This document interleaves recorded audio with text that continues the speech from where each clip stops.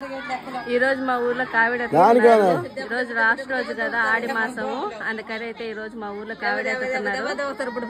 మా ఊర్లో అందరూ ఎత్తుతున్నారు అందరు ఇంట్లో చెల్లరా పసుపు నీళ్ళు పోసి ఇంకా దేవుడికి అయితే దండం పెట్టుకుంటారు